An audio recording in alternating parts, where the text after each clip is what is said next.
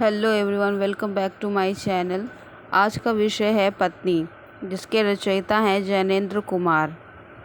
अगर यह वीडियो आपके लिए सहायक हो तो मेरे चैनल को सब्सक्राइब करें और बेल आइकन को भी दबा दें और कमेंट ज़रूर करें।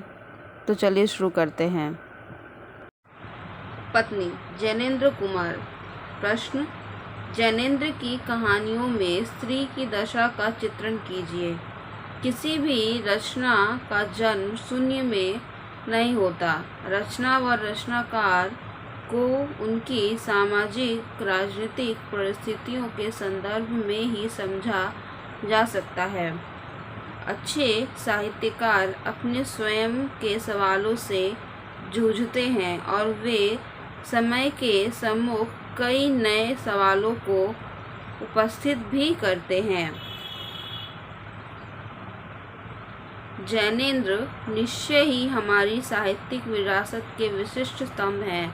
वह अपने कुछ खास दार्शनिक रुझानों के बावजूद समय समाज के में रचनात्मक आवाजाही करते हैं और इस प्रक्रिया में भारतीय समाज की एक नई स्त्री प्रकट होती है। जैनेंद्र की कलम स्त्रियों के तत्कालीन प्रश्नों को सिद्ध से घेरती है।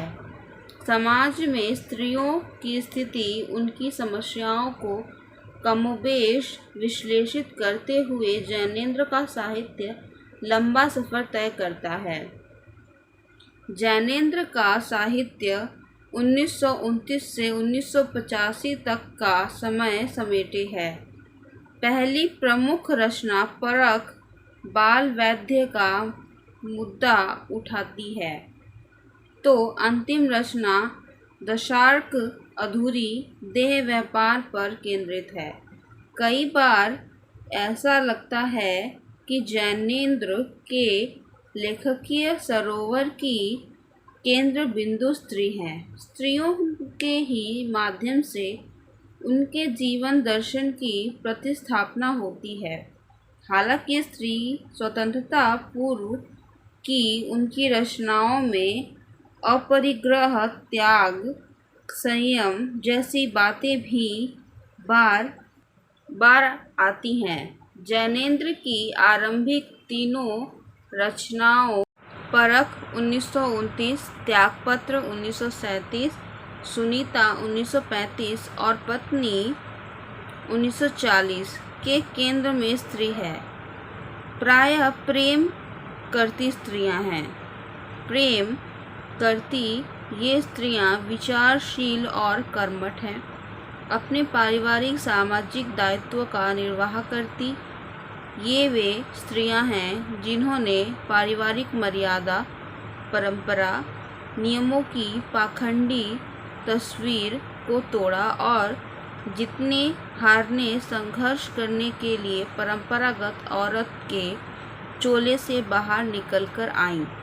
जैनेंद्र के उपन्यास साहित्य की तीनों पात्र त्यागपत्र के मृणाल, परख की कट्टो और सुनीता की सुनीता में एक समानता है। ये तीनों ही कर्तव्य के बोझ तले दबी हैं।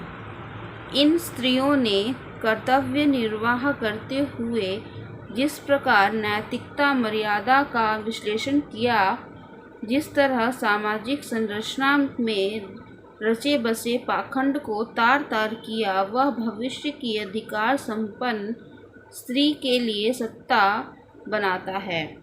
जैनेंद्र की इन स्त्रियों ने कहीं स्वेच्छा से अपना जीवन नहीं चुना है।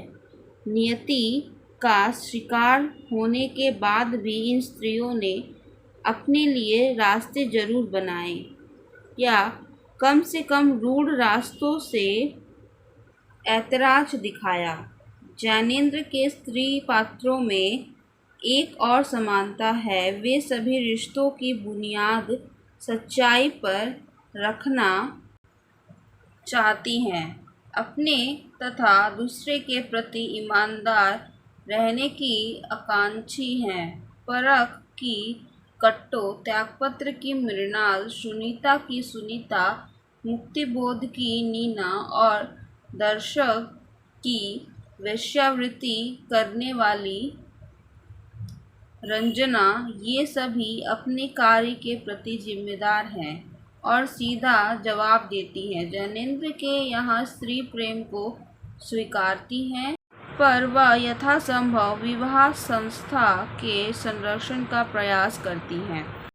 जैनेंद्र की रचनाओं में नायिकाएं लेखक से बार बार विद्रोह कर देती हैं। वे जैनेंद्र के स्वप्नों और मंतव्यों से अलग डगर पकड़ने लगती हैं और इसी कारण वे प्रायः अपने को लेकर लेखकीय पाठ से पृथक स्वतंत्र पाठ की गुंजाइश बनाती हैं। उनकी स्त्रियों की सीमाएं हो सकती हैं यह भी कि वे वैसी स्वतंत्र नहीं जो स्वयं निर्णय ले और उसके सुख दुख झेले। दरअसल वे घटनाओं की शिकार हैं और प्रतिक्रिया व्यक्त करती हैं। महत्वपूर्ण यह है कि इस प्रक्रिया में वे निश्चित रूप से अपने स्वयं को पीछे छोड़ती हैं। जिस स्त्री ने परंपरा से विवाह किया उसी ने ठोकर खाने के बावजूद नई राह बनाई। परंपरा को जैनेंद्र की स्त्रियों ने तोड़ा, नई राह आधुनिक स्त्री विमर्श बना रहा है।